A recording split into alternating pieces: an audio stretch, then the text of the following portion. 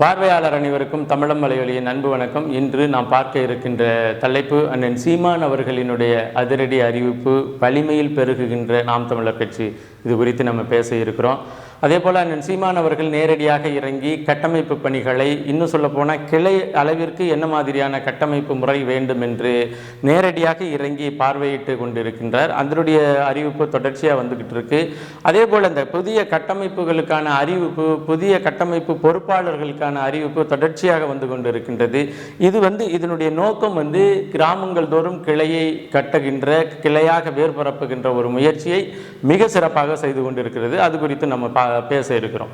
குறிப்பாக பார்த்தீங்கன்னா, நாம் தமிழர் கட்சி அரசியல் தளத்தில் 16வது ஆண்டு காலத்தில் 2009 தொடங்கி இன்னைக்கு 2025 அப்படிங்கிற இடத்துல 16 வருடமாக இந்த பணியை செய்து கொண்டு வருகின்றது. தமிழ் தேசிய களப்பணியில் 16 வருட அனுபவத்தை பெற்றிருக்கிறது. 2 சட்டமன்ற தேர்தல், 2 பாராளுமன்ற தேர்தலை எதிர்கொண்டு பதிவு செய்யப்பட்ட கட்சி என்கின்ற நிலையிலிருந்து அங்கீகரிக்கப்பட்ட கட்சி என்கின்ற உயரத்தை அடைந்திருக்கின்றது. இந்த உயரமானது எவர் முதுகிலும் சவாரி செய்யாமல், யார் பின்னாடியும் நிற்காமல், எவர் பின்னுடைய கூட்டணியையும் சேர்க்காம, எவருடைய தயவினாலையும் ஒரு வாக்கை பெற்றுறாமல், முழுக்க முழுக்க நாம் தமிழர் கட்சி தன்னுடைய கொள்கையை, தத்துவத்தை, தன்னுடைய கோட்பாட்டை, தமிழர் இனத்தினுடைய ஓர்மையை முன்னிறுத்தி பெற்ற வளர்ச்சி தான் இது. இப்போ இந்த வளர்ச்சியை பார்த்தோன்னே, இப்போ சாதாரண ஒரு தனி மனிதனாக இருந்து ஒரு ஊடகத்தை நடத்துகின்ற ஒருத்தர், அவர் தொடர்ச்சியாக ஆளுங்கட்சியை எதிர்த்து கருத்தை சொல்கிறாரு, உண்மையான கருத்தை சொல்லிக்கிட்டே வர்றாருன்னா, அவரை அச்சுறுத்துது, அவரை கைது பண்ணுது, அவர் மேலே ஈட்டி ரைடு கொடுத்து, அவர் குடியிருக்கிற வீட்டில் முதல்ல சீல் வைக்குது. அதன் பிறகு அவர் யூடியூப் சேனல் நடத்தினார்னா அந்த சேனலுடைய வாடகைதாரரை அச்சுறுத்தி, நீங்கள் வாடகைக்கு தரமாட்டேன் அப்படின்னு சொல்லுங்கன்னு சொல்லுது. இது எல்லாம் முடியல அப்படின்னு சொன்னால், அவர் குடியிருக்கிற வீட்டில் போய் மலத்தை அள்ளி ஊற்றிட்டு வர்ற அளவுக்கு கொடுமையான ஒரு சூழல்ல, அதாவது ஒரு எதிர்கருத்து உடையோரை எதிர்க்க சரியான முறையை கூட அணுகாத ஒரு சர்வாதிகாரமான அரசியல் சூழலில் தான் நாம் வாழ்ந்துக்கிட்டு இருக்கிறோம்.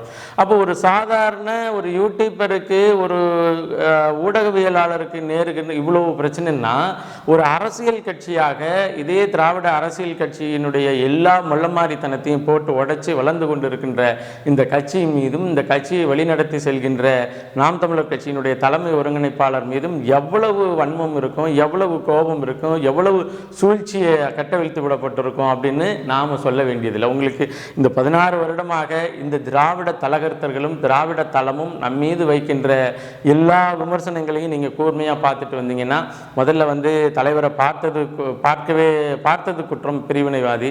அதன் பிறகு இவர் பார்க்கவே இல்லை, அதனால் இவர் பொய்யாக சொல்லிக்கிட்டு திரிகிறாரு. அதன் பிறகு இந்த முன்னாள் நடிகை வழக்கு, அந்த முன்னாள் நடிகை வழக்கு கிட்டத்தட்ட 15 வருடமாக இழுத்துட்டு வந்தாச்சு. இப்போ எதிலையுமே இவரை ஒரு அடிப்படைக்குள்ளே சிக்க வைக்க முடியல, ஒரு கட்டமைப்புக்குள்ளே இவரை கொண்டுட்டு வர முடியல அப்படின்னு சொல்லி வேற என்னென்னமோ பண்ணிக்கிட்டு இருக்குது. இங்கேருந்து ஆட்கள் அழைக்குது, என்னென்னமோ பண்ணிக்கிட்டு இருக்குது. இப்போ இந்த சூழலெல்லாம் எதிர்கொண்டு தான் நாம் தமிழர் கட்சி ஒரு அசுரவிதமான வளர்ச்சியிலேயே கிட்டத்தட்ட அங்கீகரிக்கப்பட்ட கட்சி என்கின்ற ஒரு நிலையை அடைந்திருக்கின்றது. இப்போ இந்த நிலையை தான் இந்த திராவிட கட்சிகளால் எதிர்கொள்ள முடியல. இப்போ பார்த்தீங்கன்னா, இந்த தமிழர் மண்ணில், தமிழர் நிலத்தில் இருக்கின்ற பிரச்சனைகளில் அண்ணன் சீமான் அவர்கள் எடுத்து வைக்கின்ற கருத்துக்களின் அடிப்படையில் பல்வேறு இயக்கங்களாக, பல்வேறு சமுதாய குழுக்களாக, பல்வேறு சாதிய கட்சிகளாக இருந்தவர்கள் எல்லாம், சரி உங்களுடைய கொள்கை கோட்பாடுகளை நாங்கள் அப்படியே ஏற்றுக்கிறோம், எங்களுக்கு எந்த பிரச்சனையும் இல்லை, நாங்கள் சேர்ந்து இருக்கிறதுல எங்களுக்கு எந்த பிரச்சனையும் இல்லை, ஆனால் எங்களுடைய குடிகளினுடைய அபிலாஷைகளாக இருக்கக்கூடிய குறைந்தபட்ச அடிப்படை உரிமைகளுக்கு பாதுகாப்பு கொடுக்கின்ற வகையில் உங்கள் கொள்கை கோட்பாடு இருக்குது, அதனால் நாங்கள் உங்களினுடைய தம்பியாக உங்கள் பின்னே நாங்கள் அணிவகுத்து நிற்கிறோம் அப்படின்னு சொல்லிட்டு பல அமைப்புகள் நாம் தமிழர் கட்சியோடு இணைந்து நிற்கிது. இப்போ எல்லா சமுதாய முக்கியத்துவம் வாய்ந்த போராட்டங்கள், ஆர்ப்பாட்டங்கள் எல்லா தளத்திலையும் நாங்கள் எல்லாரும் உங்களோட நிற்கிறோம் அப்படின்னு சொல்லியிருக்கிறாங்க. சில பேர் தன்னை முழுமையாக இந்த கட்சியில் இணைத்தும் கொண்டாங்க. வெளியிலிருந்து ஒரு இயக்கமாக, ஒரு கட்சியாக இருந்தவர்கள் கூட தன்னை நாம் தமிழர் கட்சியில் இணைத்து கொண்டார்கள். இதை நம்ம தொடர்ச்சியாக பார்க்குறோம். இந்த போக்கை திராவிட முன்னேற்ற கழகத்தினால் பார்க்கவும் முடியல, பார்க்காம இருக்க ஏற்கவும் முடியல, அனுமதிக்கவும் முடியல, அனுமதிக்காமல் இருக்கவும் முடியல அப்படிங்கிற ஒரு சூழலை தான் நம்மளால் பார்க்க முடிகிறது. இன்னும் சொல்லப்போனால் இந்த முத்தரையர் பேரவையினுடைய அண்ணன் கே செல்வகுமார் வந்து ராமேஸ்வரம் கூட்டத்தில் பேசினதெல்லாம் மிகச்சிறந்த பேச்சு அப்படின்னு சொன்னா ஒரு பெரிய தத்துவம் அதெல்லாம் பேசிட்டாரு அப்படின்னு சொல்ல, ரொம்ப தெளிவாக இங்கே நடக்கிற அரசியலை வந்து கவனித்திருக்கிறார், மிக தெளிவாக இங்கு இருக்கின்ற அரசியலை புரிந்திருக்கிறார். இப்பொழுது நான் யார் கூட இருக்கணும் அப்படிங்கிறத அவர் ரொம்ப தெளிவாக உணர்ந்திருக்கிறாரு. ரொம்ப ரொம்ப வெளிப்படையாக அவர் பேசிய செய்தி என்னென்னா, நான் வந்து இது போன்ற எனது சமுதாயம் சார்ந்த மக்களை ஒருங்கிணைத்து அவர்களுக்கு தேவையான அடிப்படை உரிமைகளை வென்றெடுக்கின்ற போக்கில் தான் நான் இந்த அமைப்புகளை நடத்திட்டு வரேன். அண்ணன் சீமான் அவர்கள் என்னை எப்போ கூப்பிட்டாலும் சரி அவருக்கு வந்து நான் நிற்பேன்.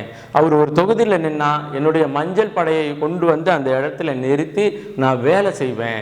அவர் வந்து எனக்கு தொகுதி கொடுக்கணும், என்னை எம்எல்ஏ வேட்பாளராக நிறுத்தணும், என்னை வந்து இந்த இடத்துல நிற்க வைக்கணும் அப்படின்னு எனக்கு எந்த கமிட்மெண்ட்டும் இல்லை, எந்த ஒரு வித அதாவது டிமாண்டும் என்கிட்ட இல்லை.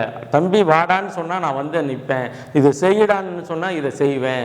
முன்னாடி வந்து அண்ணன் சீமான் நான் வீட்டில் ஒட்டின போஸ்டரை வந்து கிழிச்சிட்டாங்கன்னு ஒருத்தரை தூக்கிட்டு போகலாம், ஆனால் இன்னைக்கு வந்து யாரும் வந்து அங்கே இதுங்க முடியாது, நான் வந்து அந்த இடத்துல நிற்பேன்னு பேசினதெல்லாம் மிக மிக மிக முக்கியமான நகர்வு. இன்னும் சொல்ல போனால் இந்த யோசனை இருக்கு இல்லையா, இப்போ சாதிவாரி கணக்கெடுப்பு, பஞ்சமர நிலைமைப்பு, இந்த நிகழ்ச்சிக்கு இந்த இதுக்கு வந்து கட்சியை சாராத வெளியில் இருக்கின்ற எல்லா இயக்கத்தினரையும் நம்ம அழைக்கணுங்கிற முன்னெடுப்பு இருக்கு இல்லையா, அது வந்து இந்த அரசியல் தளத்தில் அண்ணன் சீமான் அவர்கள் செய்த மிக மிக சரியான நேர்த்தியான ஒரு முடிவு. அது பெரிய நல்ல நகர்வு. அதாவது பொதுத்தளத்தில் மிக கவனமாக கவனிக்கப்படுகின்ற ஒரு நிகழ்ச்சியாக இந்த திருப்பூர் ஒரு நிகழ்ச்சி அமைஞ்சது. அதன் பிறகு பார்த்தீங்கன்னா ராமேஸ்வரத்தில் நடந்த அந்த நிகழ்ச்சி வந்து எல்லாராலும் கூர்ந்து கவனிக்கப்பட்டது.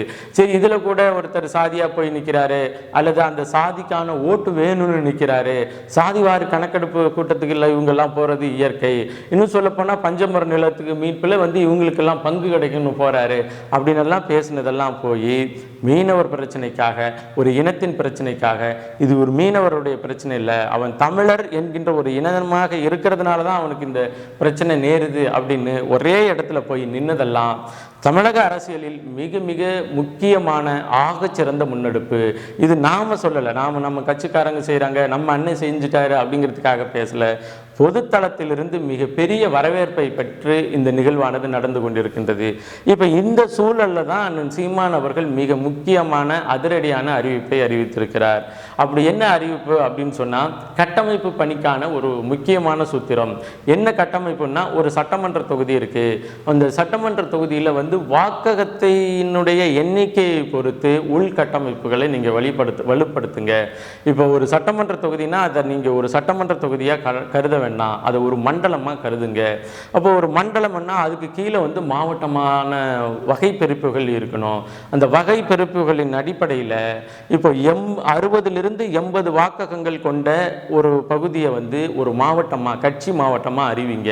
அப்போ ஒரு சட்டமன்ற தொகுதியில் வந்து கிட்டத்தட்ட ஒரு 300 வாக்குச்சாவடி இருக்குது, 350 வாக்குச்சாவடி இருக்குதுன்னா அதை 60லிருந்து 80 வாக்குச்சாவடி உள்ள பகுதியாக பிரித்து அதை ஒரு கட்சி மாவட்டமாக நீங்கள் கணக்கில் எடுத்து இப்போ ஒரு 300-350 வாக்குச்சாவடிகள் கொண்ட ஒரு சட்டமன்ற தொகுதி 5 கட்சி மாவட்டமாக பிரிக்கப்படணும் அப்படின்னு சொல்லி அந்த 5 கட்சி மாவட்டமாக பிரிக்கப்பட்டு ஒவ்வொரு மாவட்டத்திற்கும் 4 பொறுப்பாளர்கள் தெரிவு செய்யப்பட்டு ஒரு உள்கட்டமைப்பை வந்து வலுப்படுத்தணும். இதன் பிறகு இது மாவட்டமாக பிரிக்கப்பட்ட பிறகு ஒவ்வொரு 8 வாக்குச்சாவடியும் ஒரு பகுதியாக அல்லது ஒரு தொகுதியாக நீங்கள் வந்து பிரிக்கணும். அப்போ பார்த்தீங்கன்னா அதுக்கு 8 பொறுப்புகளை போடுவோம். அப்போ 8 பொறுப்புகளை போடும் பொழுது அவர்கள், அதாவது ஒரு வாக்ககத்திற்கு குறைந்தபட்சம் ஒருவராக நின்று களப்பணி செய்கிறவர்களாக மாறுவாங்க.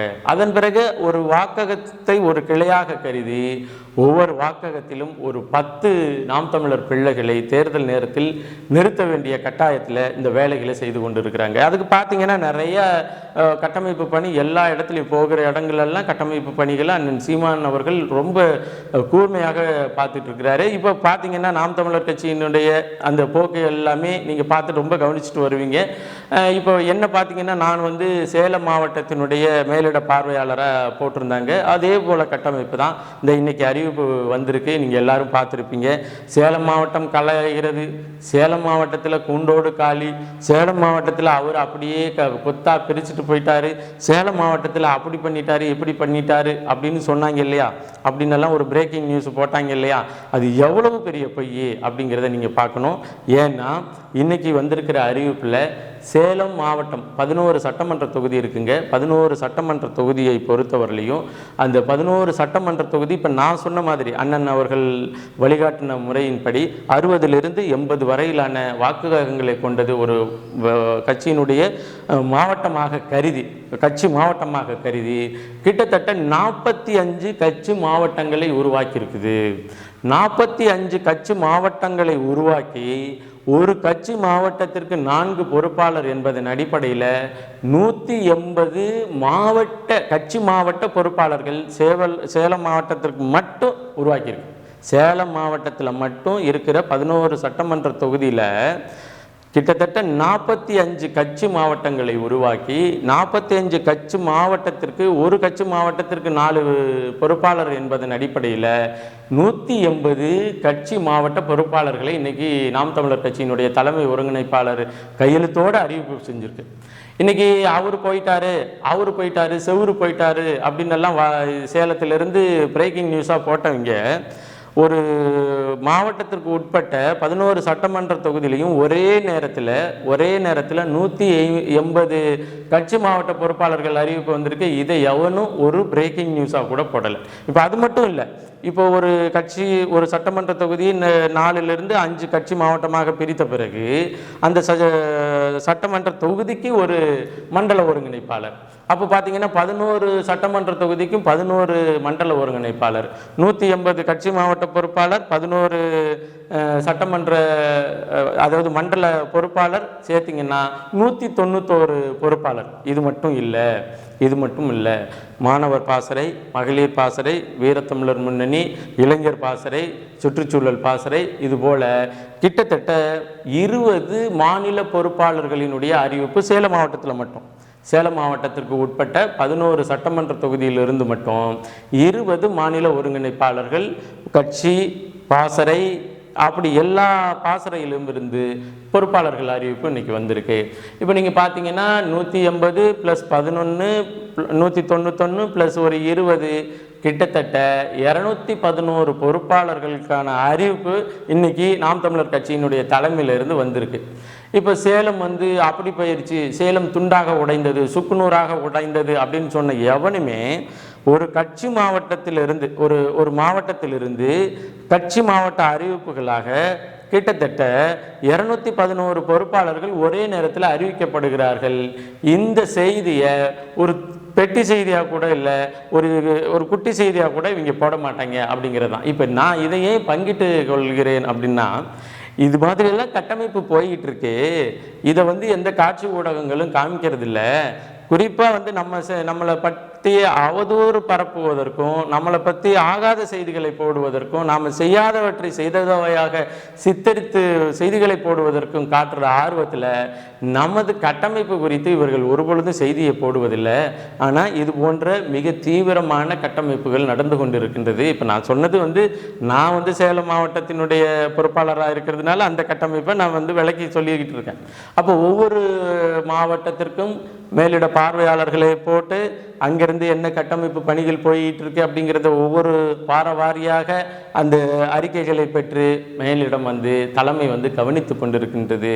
இப்போ எனக்கு தெரிஞ்சு வருகின்ற மே மாதம் முடிஞ்சு இந்த மே மாதம் ஏப்ரல் மே இந்த மே மாதம் இறுதிக்குள்ள முழு கட்டமைப்பும் தமிழகம் முழுமைக்கும் உள்ள முழு கட்சி மாவட்ட கட்டமைப்பு கிளை கட்டமைப்புகளையும் முடித்துவிட வேண்டும் என்பதன் அடிப்படையில் தீவிரமான களப்பணிகள் போய்கிட்டு இருக்கு. இதை ஏன் நம்ம இந்த பதிவில் நம்ம சொல்லணும் அப்படின்னு சொன்னால், இது அப்படி செய்யுது, இது இப்படி போகுது, இவங்க அப்படி சொல்லிட்டாங்க இப்படி சொல்லிட்டாங்க அப்படிங்கிறதே செய்தியை பரப்பிக்கிட்டு இருக்கிறவங்க அண்ணன் சீமான் அவர்கள் அதிரடியாக பல வேலைகளை செய்து கொண்டு இருக்கிறார்கள். கட்டமைப்பிலிருந்து வெளியில் உள்ள இயக்கங்களை ஒருங்கிணைப்பதிலிருந்து தேர்தலில் இருந்து தேர்தலில் யாருக்கு எந்த இடம் நீ போய் இப்பயே வேலை செய்ய அப்படின்னு தனித்தனியான வேட்பாளர்கள் அறிவிப்பிலிருந்து 117 ஆண் வேட்பாளர்லேருந்து 117 பெண் வேட்பாளர்லேருந்து யார் யார் எந்தெந்த தொகுதினெல்லாம் அவரவர்களுக்கு உணர்த்தப்பட்டு அறிவிப்பு செய்யப்பட்டு வந்து கொண்டிருக்கின்றது. அதனால் உறுதியாக 2016 நாமளா வேற யாரா அப்படிங்கிற பார்க்குற ஒரு போட்டி தான். அந்த போட்டியில் ரொம்ப துணிச்சலாகவும் ரொம்ப நேர்மையாகவும் ரொம்ப பலத்தோடும் நாம் நிற்கிறோம். இன்னும் சொல்லப்போனால் இன்னும் நாட்கள் ஆக ஆக இப்பயே இந்த இயக்கம் வந்துருச்சுடா, அந்த இயக்கம் நாம் தமிழர் கட்சியில் போய் ஆதரவு கொடுத்துருச்சுடா, அப்படி இப்படின்னு பல்வேறு தளத்தில் நமக்கு தெரிஞ்சு பேசலை தெரியாமல் பல பேச்சுகள் நடந்து கொண்டிருக்கின்றது இந்த திராவிட கூடாரத்திலிருந்து. அப்போது இன்னும் போக போக அண்ணன் சீமான் அவர்களினுடைய ஆட்டம் வேற மாதிரி இருக்கும். இன்னும் அண்ணன் சீமான் அவர்கள் வெளிப்படையாகவே சொல்லிட்டாங்க, 2026 சீமானுடைய ருத்ர தாண்டவத்தை நீங்கள் பார்த்துருப்பீங்க, பார்க்க போகிறீங்க. சிவனுடைய ருத்ர தாண்டவத்தை நீங்கள் பார்த்துருப்பீங்க, சீமானுடைய ருத்ர தாண்டவத்தை நீங்கள் 2026 பார்ப்பீங்க அப்படின்னு சொல்லியிருக்கிறாங்க. அந்த தாண்டவத்திற்கு தேவையான எல்லா கட்டமைப்புகளையும் மிக மிக நேர்த்தியாக நாம் தமிழர் கட்சி கட்டமைத்து கொண்டு வந்து கொண்டிருக்கின்றது. இந்த காணொலியை பார்க்கின்ற உறவுகள் அந்தந்த பகுதியில் என்னென்ன கட்டமைப்பு இன்னும் மீதம் இருக்கின்றால் விரைவாக கட்டமைப்புகளை நீங்கள் முடித்து இந்த ஏப்ரல் மே 18 வரலையும் தான் நமக்கு நேரம். மே 18 முடிஞ்சிருச்சுன்னா முழுமையாக பல்வேறு திட்டமிடல்கள் பல்வேறு மாநாடு அறிவிப்புகள் அது போய்கிட்டு இருக்குது. அதனால் மே 18க்குள்ள அவரவர் சார்ந்த தொகுதியை கட்டமைத்து நாம் தமிழர் கட்சியினுடைய கோட்டையாக மாற்ற வேண்டிய பொறுப்பு இருக்குது. நாம் இதை செஞ்சிட்டோம்னா நம்மளை ஒருத்தனும் ஒன்றும் செய்ய முடியாது என்பதை பதிவு செய்து மீண்டும் ஒரு காணொலி பதிவில் இணைவோம். நன்றி, வணக்கம்.